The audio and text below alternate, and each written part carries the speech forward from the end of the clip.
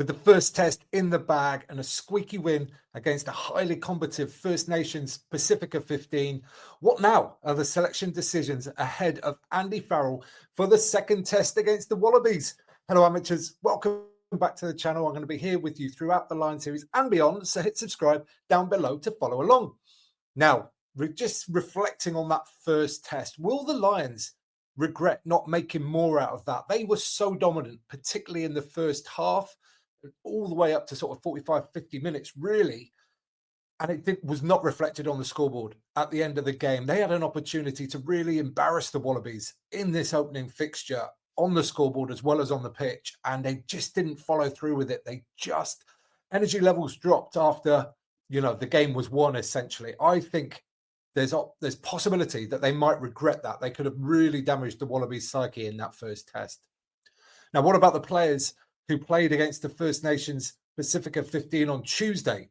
Did some of them miss a chance? Because this was a tight, squeaky game, and there were some good performances, but there are quite a few who didn't really put their best foot forward, I don't think, in terms of really staking a claim to get back into that test squad.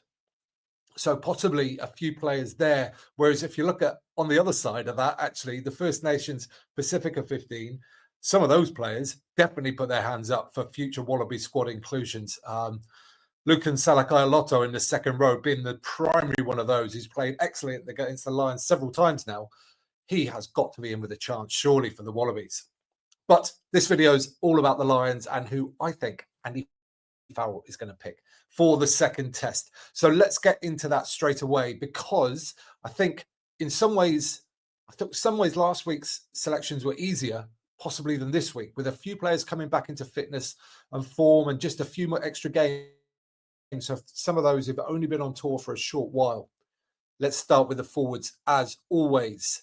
And I am going with a very, very similar look to last week. Don't forget, this starting pack absolutely had the Wallabies on toast for most of that game. So I expect them to go very similarly again. Genshin and Furlong all had excellent games in the front row. Itoje struggled a little bit in terms of energy, in terms of fitness-wise towards the end of the game, but he's the captain. He put a lot into that game as well, and I've no doubt he will start. Alongside Ty Burn, man of the match last week, playing in the number 6 jersey. He prefers playing in the second row. I suspect he will get put back in there. This is I'm assuming that McCarthy is not going to be fit. We haven't heard officially that that's the case, but it seems like it could be a very close run thing. I'm going to assume he's not fit, and therefore Burn will get the 5 jersey. Chesham, who did well off the bench struggled a little bit overall, but I thought Chesham played a decent part in the win last week. I think he comes in at 6, and we'll see here the Lions really prioritising set piece, prioritising size and physicality in their starting forwards. It was the case last week, and I expect it to continue against a Wallaby pack, which is likely to see the return of some very big humans. So I think the Lions need to continue on this thread of being big and imposing and try and, I don't think they'll dominate the Wallaby pack quite as much as they did last week, but they need to definitely edge that battle. And I think having a big 6 is the way to do that. Tom Curry, without doubt, assuming he's fit again, he had a problem with his wrist coming off on the first test. Assuming he's fit, which I think he will be, he often looks like he's completely broken coming off a rugby pitch, but somehow turns up fit and ready to go the next week. Alongside Jack Conan, both of which were excellent again last week. Tom Curry in particular was absolutely unbelievable with his physicality, his doggedness, his work rate, his just being such a nose around the breakdown. And I think he led the spirit of the Lions in that first test with his physicality. Into the backs, and again, I'm actually going pretty similar. Gibson, Park and Russell, absolute shoo-ins to continue at half-backs. There's definitely options here, though, across the entire rest of this back line. I think you can make good arguments for lots of different selections here. However, I am going to continue with Tuipulotu and Jones in the centre. I thought they played well last week, the pair of them. There was a couple of things that didn't quite go to plan. Hugh Jones could have done a couple of better things. James Lowe definitely had an opportunity to put somebody in for a try when he didn't. Tommy Freeman dropped a high ball and a couple of dodgy kicks. But I think overall, they're still the best players Also, it seems like Mac Hansen might not be fit as well for this week. He would certainly have been very close because of his, you know what I love about him, his footballing ability, his ability to put other people into space, along with all the work rate stuff, is what separates him. However, I'm going to go with Tuipulotu and Jones to continue. I thought they played certainly well enough last week that they should play again this week. I think James Lowe, yeah, he hasn't been on his best form, but I still think he's the best left winger we've got. There's a potential opportunity there to possibly play Kinghorn on the wing. You know, he's done it a lot. He's done it for Toulouse, played in the top 14 final on the wing for Toulouse. But I've gone with him at fullback over Keenan. And this was actually a really, really tight call for me because Keenan was pretty tidy at the back, I think, in the first test and did lots of good things. But I think Kinghorn's ceiling is just a little bit higher. And although Kinghorn didn't actually have the best game against the First Nations Pacifica, he threw a couple of interceptions, but some of his attacking play shows what a difference he can be at fullback. And I think marginally, he might just be slightly better in the air in terms of getting higher, not necessarily catching all those balls. But I think, yeah, really tight call for me. But I would have picked Kinghorn at the start of this tour. And I think based on form over recent games, neither of them are at the top of their game, but they're both close enough. So therefore, I'm going with Kinghorn to be fullback in this one, with Tommy Freeman carrying on the right wing. I think he has been the best right winger on tour, even with a slightly off-colour game in the first test. Okay, onto the bench. And again, I'm not straying too far. Well, actually, there are a few changes, to be fair, in this compared to the first test. But the front row is the same. Kelleher, Porter and Stewart. I think there's lots of chat about maybe Jamie George stepping up because of the accuracy of his line-out play. Kelleher definitely struggled with that in the first test. Coming on, there were some system errors, I think, as much as anything. I sensed that the combination of people they ended up with on the pitch, they might not have trained a huge amount with. But then Jamie George had some line-out issues himself in the First Nations Pacifica game on Tuesday. So his normal, completely, robotic almost line-out throwing and just ability to nail it right at the top of the jump was missing.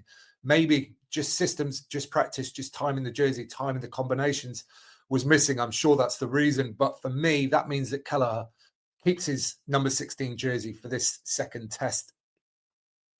I think Porter and Stewart are absolutely nailed on the second best loose head and tight head on the trip, and there's no reason for them not to continue.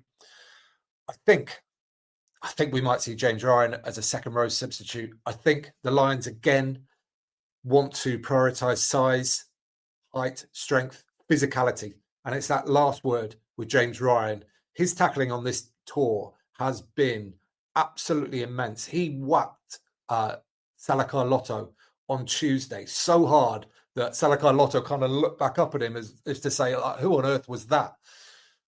Ryan was also taken off. He was the second row taken off early in that game with Scott Cummins, who also played really well. There's no getting away from it. But if you're going to go Cummins, slightly more footballer, slightly more carrier, Ryan, slightly more defensive, slightly more physical, I think they're going to go with Ryan for his physicality and his absolute sort of beast mode that he can bring. I just think they want to maintain that physical level throughout the test, and Ryan will be able to do that from the bench. I think Bernal did great off the bench last week, and I'd see no reason why it shouldn't continue along with Mitchell, who I'd say the same about, although Ben White is playing very, very well. Okay, you've probably spotted it already. The really interesting / contentious, possibly, selection. I think it's inevitable that Farrell will play in these test matches at some time. And I think this week's the week. I think Ringrose off the bench on Tuesday, although he played 65 minutes, which I'm sure nobody would have really wanted. I thought he was outstanding. It's just his all-round game, like he's physically, in his defence, he's very, very strong. Like the most, potentially defensively, the most physical back the Lions have. Would that be right? I'm just sort of thinking through some of the others now in my head. There's some decent defenders in there, but I think he whacks people harder than anybody. So I think that's important, but his running lines as well, his ability to sort of glide and look classy in space, that's coming back to him. I think he'd gone off the boil a little bit that in recent years, but he seems to have that back. So I think Ringrose definitely has to be involved in this squad. And therefore, if you're going to have Ringrose, I think you need a 10-12 essentially. which means Farrell. You know, you need somebody to cover 12. I guess Ringrose could, but it's not ideal, is it? He never does with Ireland. It's usually Aki or the other person whose name has just escaped me. Please forgive me. You know exactly who I'm talking about. Ringrose always plays 13 or outwards. So I think Farrell covering 10-12. I think Ringrose covering 13 outwards makes a lot of sense in terms of coverage. And then also with the Owen Farrell selection, just his game management that he's shown off the bench and starting is, I think, going to be crucial, absolutely crucial. His ability to just have a clear head, choose the right option and execute it, I think is what's going to stand him out ahead of the other guys in this position, who are obviously Finn Smith and Marcus Smith. Although, obviously, neither of those guys can cover 12 either. So that's another reason. I suspect this test match will be a lot closer, both in terms of the actual gameplay and on the scoreboard, than the first test was. So I think you need as much experience as you can on the pitch at the end, and Farrell certainly gives you that. Some players that I haven't mentioned so far that can consider themselves unlucky. I thought Jack Morgan and Josh van der Fleer both had decent outings on Tuesday, but they're just in a very competitive area. There's no shame in not being selected for this test team with some of the other players that they've got there. Who else? Henry Pollock, I thought, was actually a bit quiet on Tuesday, apart from getting in a squabble with somebody who probably could have killed him with one punch. Yeah, and that's about it, really. I think that's where we're at. So that's what I think. That's my 23 for the second test. What do you think? Do you think that's what Andy Farrell is going to pick?